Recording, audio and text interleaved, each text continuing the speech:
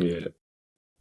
All right, guys, welcome back to another podcast. This is a different setting, as you guys can see, um, where we've decided to shift things a little bit, only because we want to get more content out there um, more often. So we decided to just be a bit innovative and try a new thing out. And, first time you guys have seen Arthur here. You might have seen him a few times on our feed. He's been collaborating with us, and we're just starting this new journey together where we're going to help each other out with the podcast moving forward. So you're going to see a lot more of him. But I guess this one's just going to be a really quick, maybe 30, 40-minute podcast just for you guys to get to know Arthur a little bit better because you've seen me before, you know who I am. So yeah, it's just all going to be about you, buddy. Who you I are, like that, what you man. do for fun. And then maybe we'll talk about, I mean, I'll ask a few questions, but we'll talk about the vision of the podcast as well. This is still tied into Tycho Wear, Tycho, the whole brand, obviously. But yeah, I think the more you collaborate with people, the better. I'm a big believer in collaboration. Like, I love working with people. So I'm really excited for this. But, dude, tell us a bit about yourself. Like, what do you do? I know you're still in school, but what do you do for fun? What do you enjoy? That sort of thing. Yeah, man.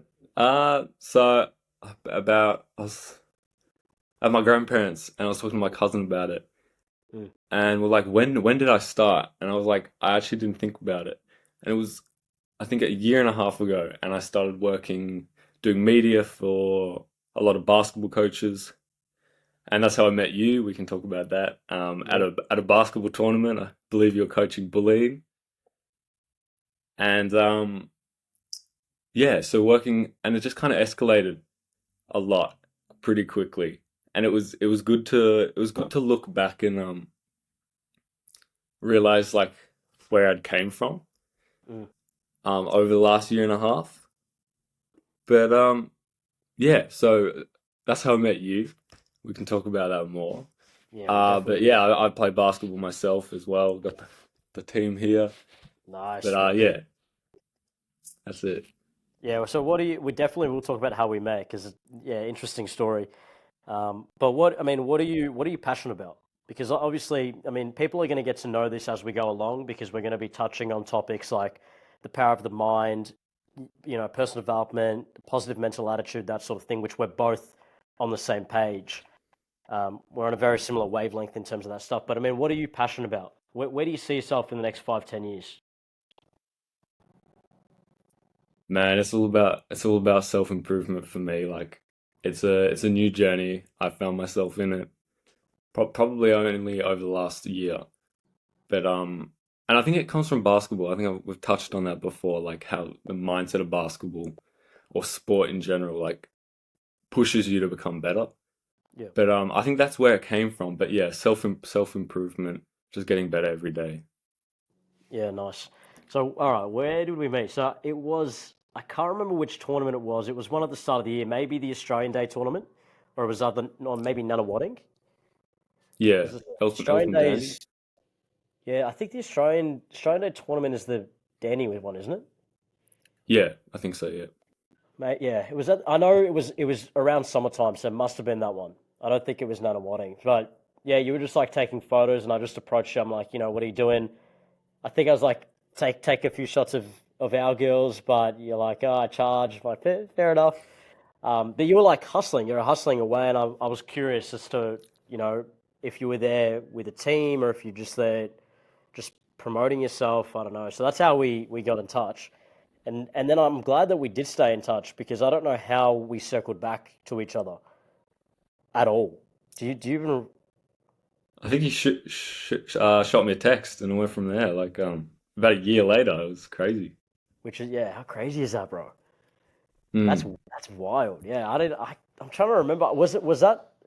I don't know. Anyway, that's besides the point. But obviously, like the thing is, like when I see potential, I'm like, I gotta make my move. You know what I mean? Like when I see someone who's not necessarily young, you don't have to be young, but someone who's like driven and hungry, and you have similar vision to what I want. Which, by the way, when we caught up in person and we went out for dinner, we realized that we're very similar in terms of what we want. I think when I asked you what your top three goals are, they were like identical to what mine were, right? Like exactly the same, which is Yeah. kind of funny. Um, but yeah, as I was saying, like when you've got someone who's on the same, going in the same direction as you, it's important to kind of collaborate and try and work together. I always say that the people at the top are collaborating while the people at the bottom are fighting each other. They're competing. Even in the same businesses, like we could probably look into it, but even when you look at businesses that are technically competitors or we see them as competitors, they're actually all related to each other at the top. Like one company owns the other company, and that one owns the other company. And so even though to a consumer we see them as competitors, they're actually collaborating. You know what I mean? So I kind of take that the same theme, and I try to apply it to everything. Like, you're obviously into content creation. Someone might look at that and say, "Hey, we're competing because you have your own content creation journey. I've got my own," but I just don't see it like that. But I guess for you, I mean, how do you see that journey, that collaboration journey panning out? Yeah, I mean, I think something I'm figuring out, it is so much easier to find success like with another partner, like with another person on board. Like you can't do it by yourself. And I don't think there's like rare, if we're talking like leaps of success, there's no one that's out there by themselves. Like you need other people, and it'd be such a disadvantage to not allow other people in. You know what I mean? For sure. Yeah, no, for sure. Mm. Yeah, I totally agree.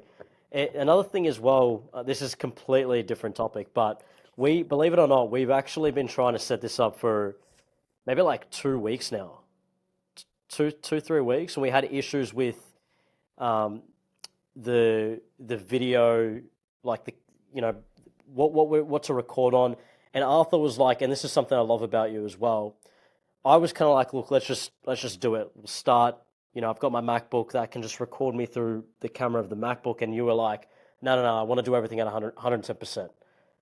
And I will challenge you on that later down the track in terms of like, because there's a balance between being a perfectionist and waiting until everything's Of perfect to course. start, because that's one of the reasons why people never start things, because they're like, I gotta wait till it's perfect. And then there's like starting dirty and actually winning dirty. You know what I mean? Like just starting and improving along the way. I guess that's a really important balance, because I guess for us, we knew that there was a time limit. As in, like I said, no, no, I could probably figure this out. Just give me like a week or two. I've got to get in touch with Apple. And so we kind of saw that we're not waiting forever. Like it's like a 2 week wait. Let's try and get it all set up, and then we can come together and start the first podcast where we're collaborating on.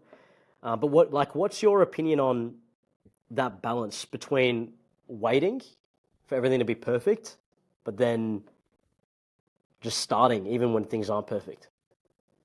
Good question.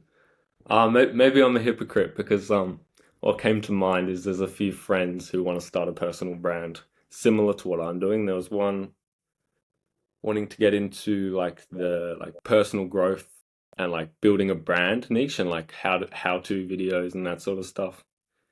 And then another basketball friend wanting to create like content like Road to D1. Have you seen those kind of Mm, trends? And I was like, just start. Like you're thinking too much. You just got to start and make the videos.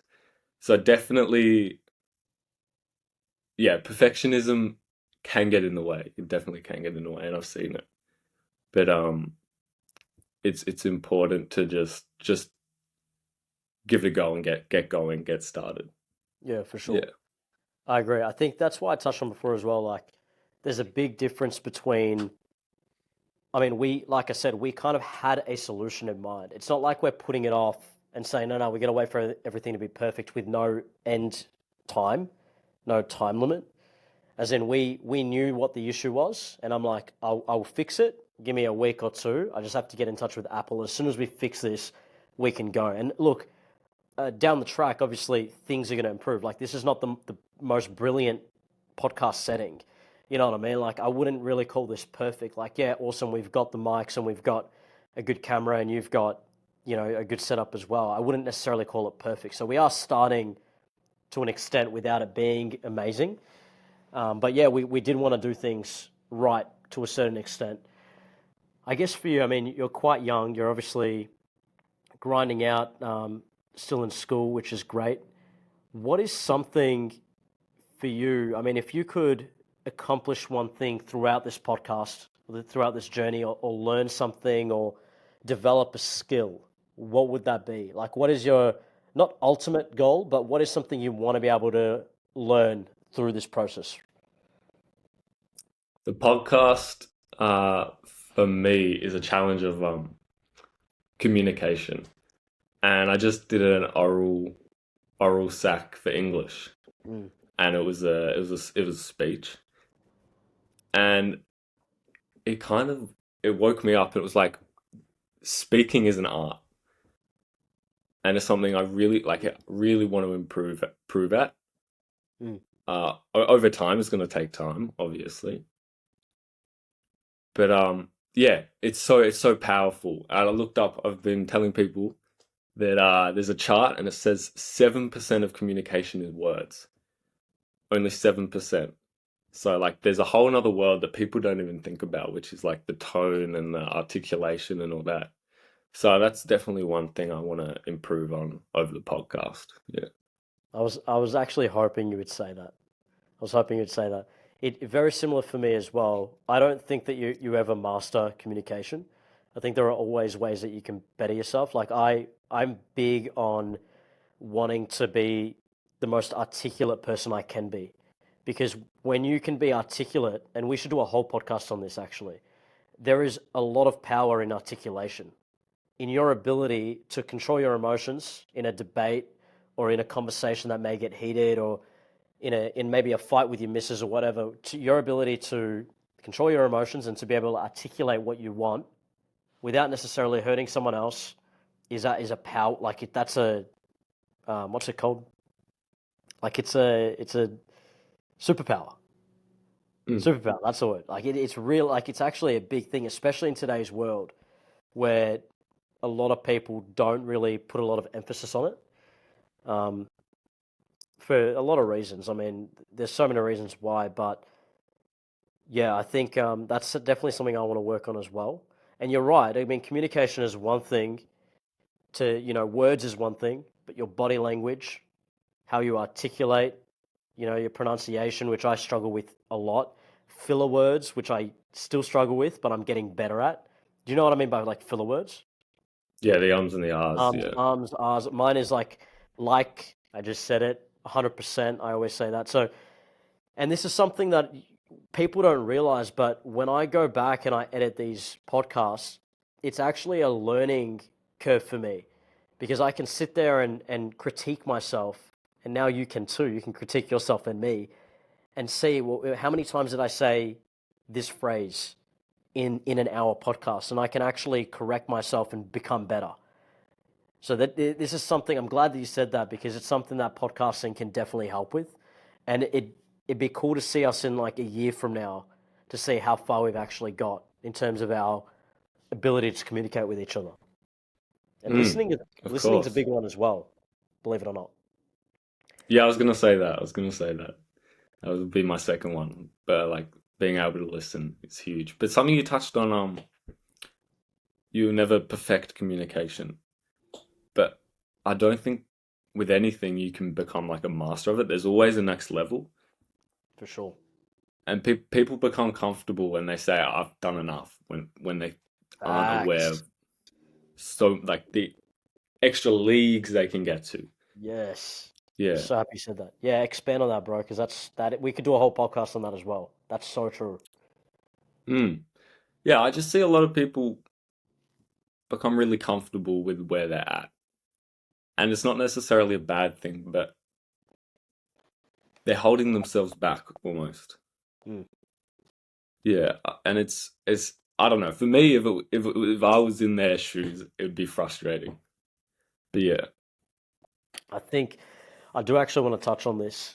Um, that's really important because I always used to think, when you grow up in an environment where you're given a lot of things and things come very easy to you, versus you grow up in an abusive household, and not necessarily, but you grow up maybe in a poor household where you might have been homeless for a bit, and you see those who go to be successful, and they always talk about how they were broke and how they, were living in their car for a bit, and it gets you thinking. And I think about my situation where I've never had that. Like I've always had that cushion of comfort and support from my parents, and I never had to go through that. Everything was kind of given to me very easily. Not everything, but sometimes I actually feel like it's a lot harder for people who are given things on a silver platter to actually reach ultimate levels of success because there's no sense of urgency.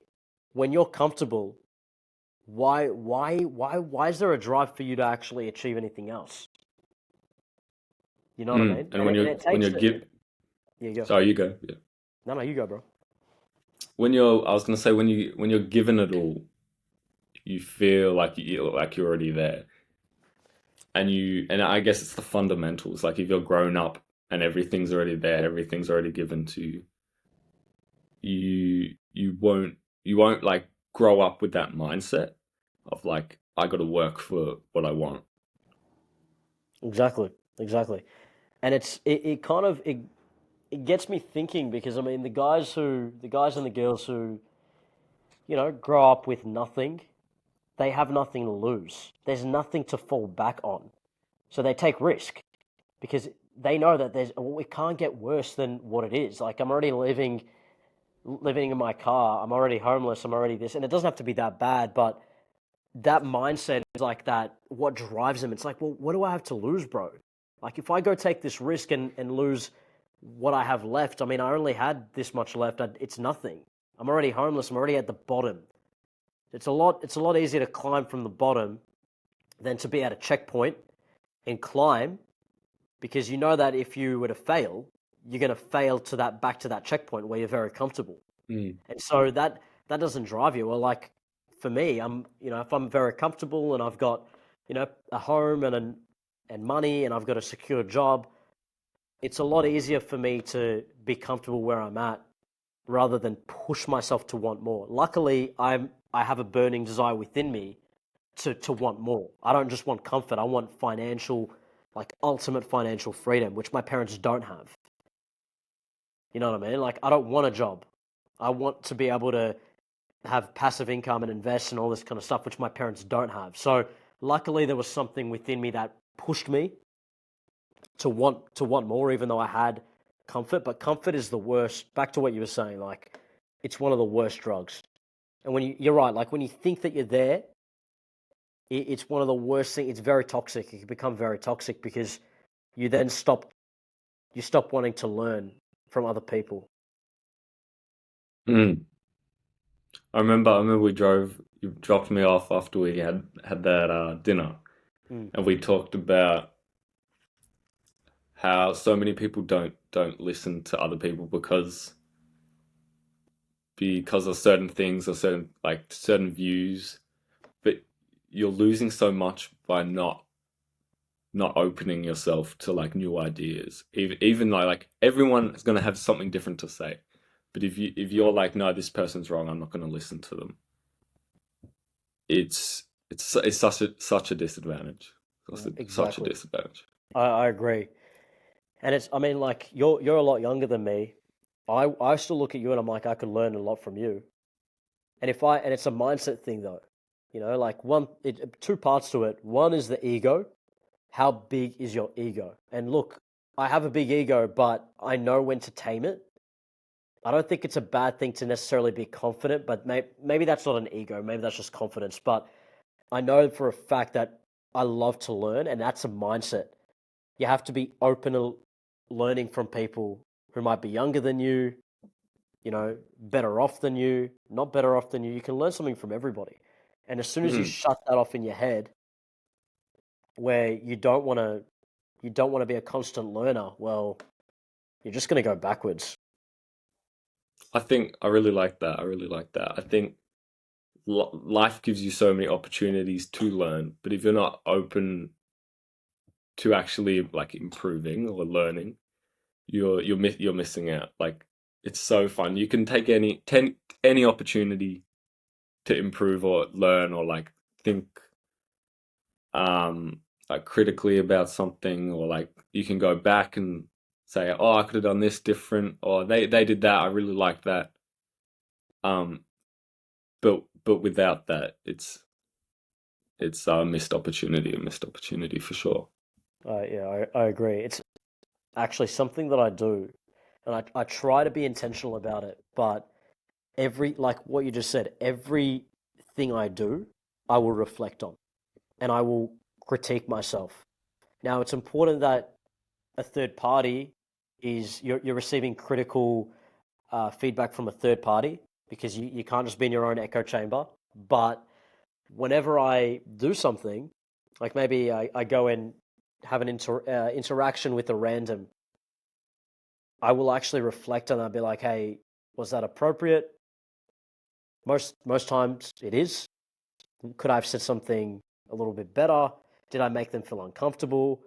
Next time, what do I not do? Next time, what do I do? Did I bother them? Like I always reflect, and it's not to the extent, like not on steroids, like not to the extent where I'm overthinking it. I'll let it go, but I think to a point, it's important to reflect on your actions and try and be better. So I'm doing that at a very micro level, like a very small level, where everything I do, even on the road, like if I feel like I'm about to get road rage, like I kind of stop myself and reflect and be like, do I want to be that type of guy? Probably not, because you watch people when they have road rage. It's not very charming. It's not very classy when someone's like behind their wheel and like yelling and tooting the horn. So it's like I'm Mm. always reflecting, always. What are your thoughts on that? Do you think that's too much, or? Of course not, of course not, because that's how you're gonna get better. Mm. And it's like, oh, well, next time this like situation comes up, I could do this. And then you just hope that when it does happen, you're like, hang on, last time this happened, I didn't like how I reacted. Could have done this differently. But something that comes to mind on that topic is like journaling. Do you journal? Look, I'm going to be honest with you. In and out. I don't journal Mm. consistently, which I honestly should. And we'll touch on this actually, but keep going. So yeah, yes and no. I'd say like 50-50. Yeah, no, I don't do it either, but it's definitely something I want to explore for Yep. sure. For that reason. Yeah. For that reason exactly. Yeah. Well, we should hold each other accountable and do it because there are a few things that I want to do before the end of the year. I actually want to start straight away. So the first thing I want to do is I want to write down. It's kind of like a vision board. Like I have a vision board that I need to update, but then I also want to journal everything that I want in life. So my Porsche 918, the Porsche 911, like everything that I want, the house, and I actually want to go find out the exact price of it and write down the price. Like I want to travel X amount of times each year. How much is that going to cost me? And write it down. And so at least I have a you know a rough estimate of how much my lifestyle is going to cost me. You know what I mean? It might be Mm. like 5 million. Do I think I can have a $5 million net worth? 100%. Like I don't doubt that for a second. Like you know what I mean? So that's something I want to do. Like actually, in terms of my dream building, write down what everything's going to cost so that I can visually see what do I need to achieve financially. The second thing is meditation. I want to get back into like meditating along with my affirmations. And then the third thing is journaling. I want to be able to sit there and write down how the day went, what were my negative thoughts, did I have any negative thoughts? And if I did, I want to be able to like stop it right there and be like, okay, well, this is what I thought about during the day that was negative. What are some positive affirmations instead that I can end the day with? I'm not going to bed with those negative thoughts. Like, what can I combat it with to end the day? So they're actually three things I want to do. And then the fourth is like obviously renew my vision board. Do you have a vision board, by the way? I don't. But is that I see that as like goals. Is that kind of Yeah, things to pretty look much. forward to? Yeah. Pretty much. Like things that you're going to achieve. Yeah. So, and then just get Mm, like photos and paste them on a just a piece of paper or on your wall or whatever, just so you can visually see it because visualization is very, very important. They always say mm, that imagination is the preview of what's to come. I don't know whose quote that is, it's not mine, but maybe Walt Disney or something. But visualization and imagination, when you can visually see something that hasn't physically manifested yet, that's like the preview of what's coming. And I'm a big believer in manifestation and visualization because a lot of the things that was on my first vision board, I accomplished. A lot of the short term things. And it's good to have a balance between like short term things and long term things. Like long term things, like my Porsche 918 is on my vision board. I haven't accomplished that yet. That's okay, but it's still mm. there. My dream relationship is still on my vision board. I haven't accomplished that. That's okay. But other things like saving goals, investing goals, uh, like graduating, all that kind of stuff, I achieved. They're more short term. We should do it, by the way. We should hold each other accountable and actually do it. Let's do it, man. Let's do it. I'm in. There's a really nice analogy of goals, which it was interesting. It was like each runner in the Olympics has the goal of winning that gold medal, right? Yep. But everyone has that goal, and it's not going to separate the person that has that goal isn't going to separate the person from winning. It's actually the systems behind that goal that gets them there. So it's very important to have goals, but also step back and like this is how I'm going to get there.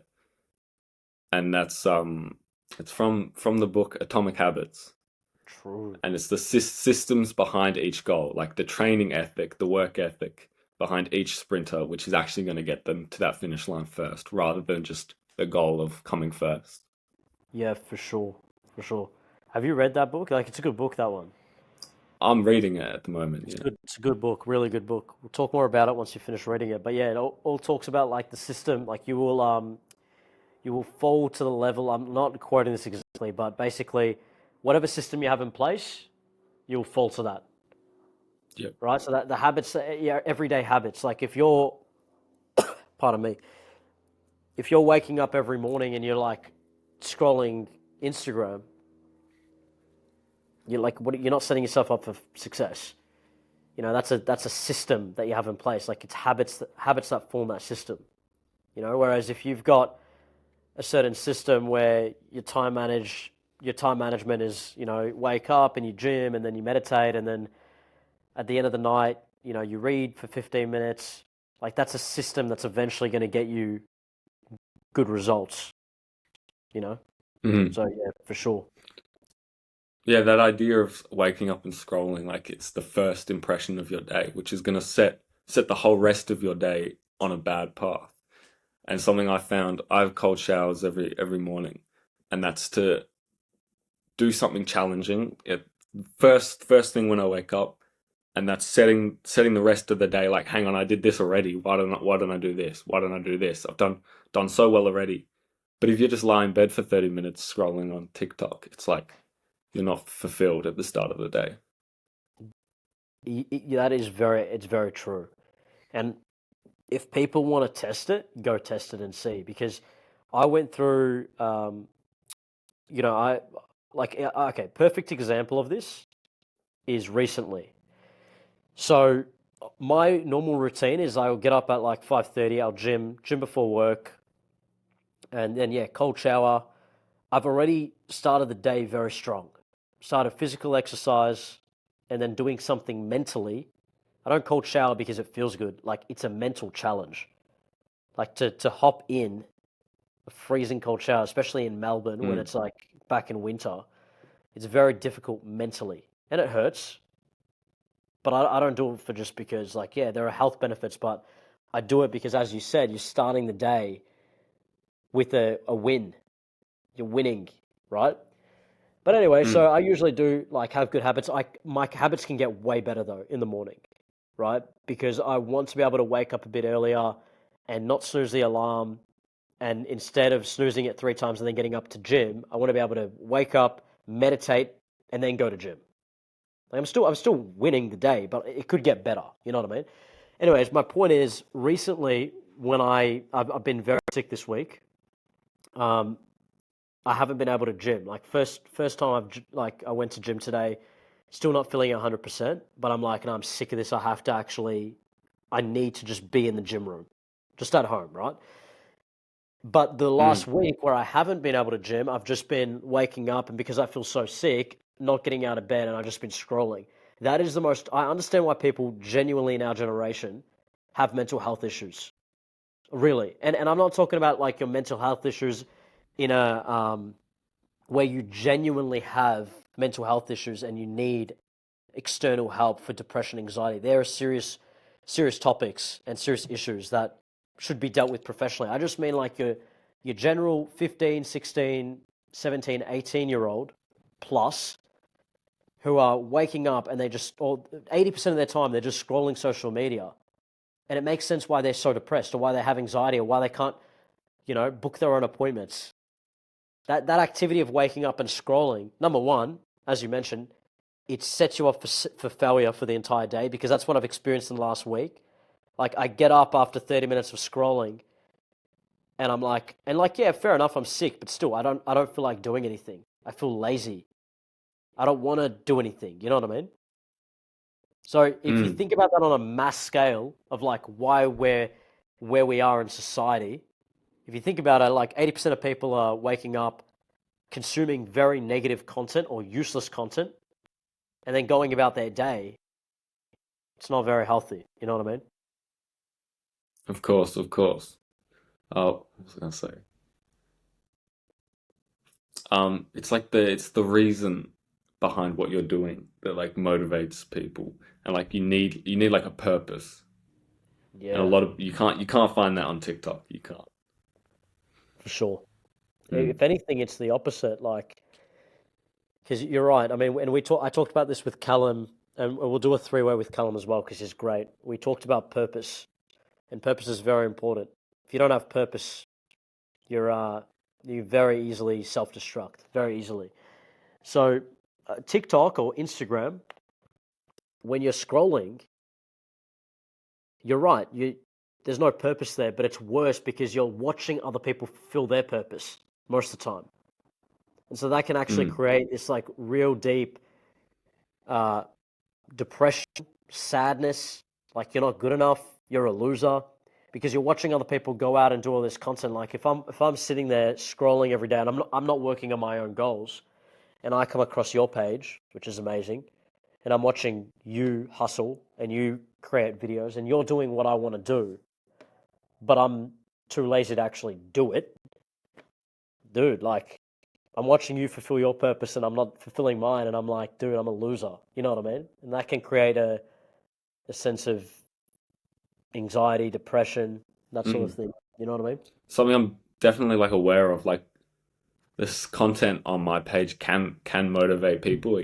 It can, but it also it's not.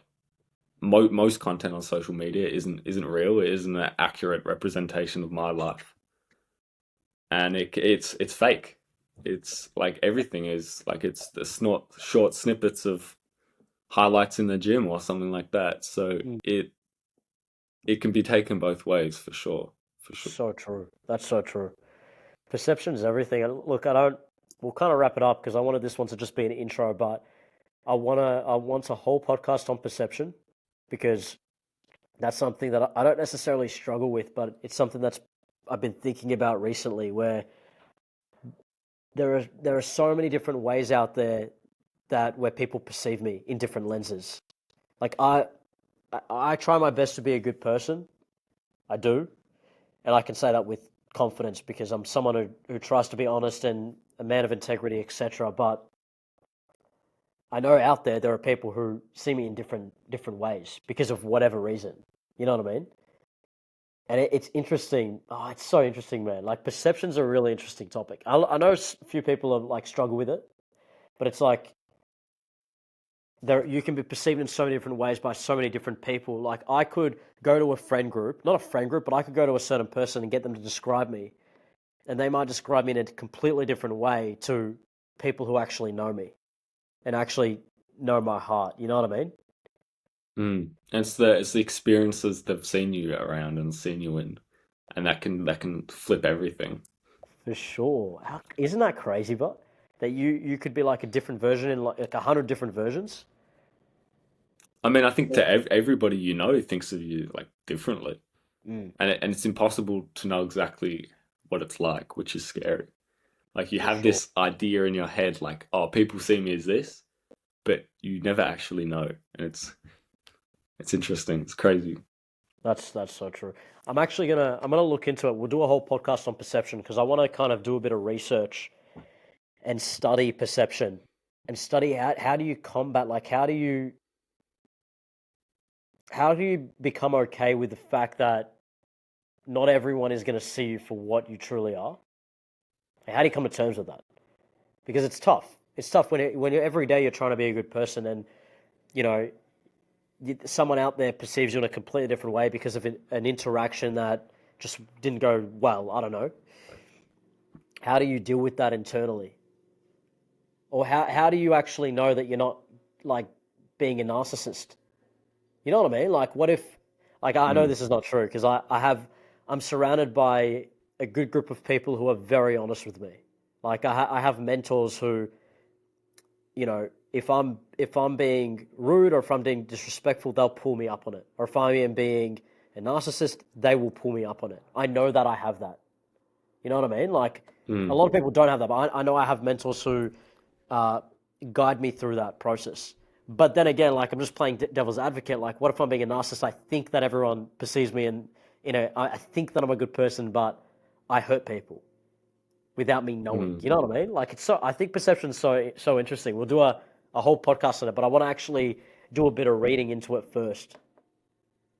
Yeah, I like that. It's like friend groups as well. That could be the importance of the people you surround yourself with.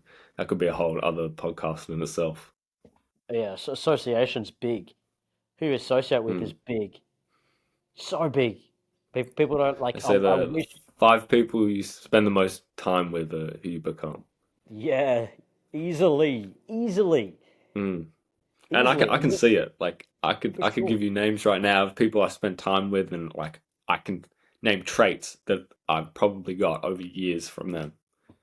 And 100 it's like, easily. well, if you're not aware of that, it's unlucky, and that's why people surround themselves with drugs or something, and before they know it, that's who they are.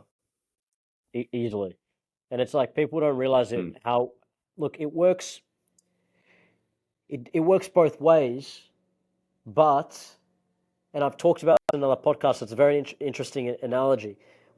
If I've got you and I'm trying to pull you up, I'm trying to pull you up to a better level, a higher level, it's a lot harder for me to pull you up than for me to drag you down. Momentum is not on our mm, side. When I'm pulling you up a slide or pulling you up a ladder, we don't have momentum on our side. Even though we're doing something positive, we're going up. Whereas if I am negative and I'm pulling you down a slide, momentum's on our side, bro. Like we're going to go down mm, real fast. So if I'm a negative influence on your life and I'm dragging you down that slide, we're going to go double the speed as if I'm a positive influence in your life and we're going up. mm. I think that's really I important. like that. People don't realize it. They don't realize. And touching back to what we started with, like if you're with someone, then you can go double the speed up, and it goes both ways. Even though you're still being held back by that gravity. Sure. Yeah. I agree with that.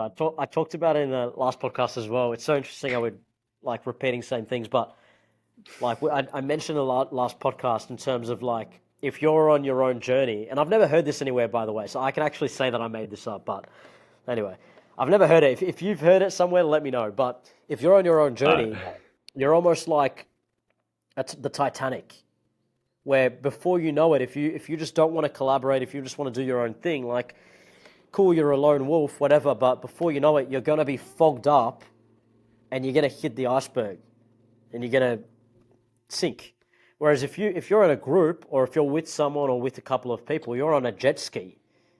You're freaking on a jet ski, and the momentum that you've got together is you're going at as you said, double the speed or triple the speed. yeah, I haven't So heard that. I how really it goes. like that. Yeah, I like it too. I haven't Mm, heard, I swear I have not heard that anywhere, but sometimes you like sometimes you like subconsciously hear things as a kid. Like maybe it was in like a cartoon as a kid or something. I don't know, but I haven't read mm. about that or anything. I just kind of said it. Anyway, It's let's cool, wrap man. it up. Let's wrap it up Wrap it here. up. Um, we'll obviously look. I'll ask you one more question and we'll wrap it up. But I mean, in Sure. terms of this partnership and the collaboration, I mean, what are you? Where do you see this going in a year from now? 12 months. We go all in. We get these podcasts out. 12 months from now. Mm, Um,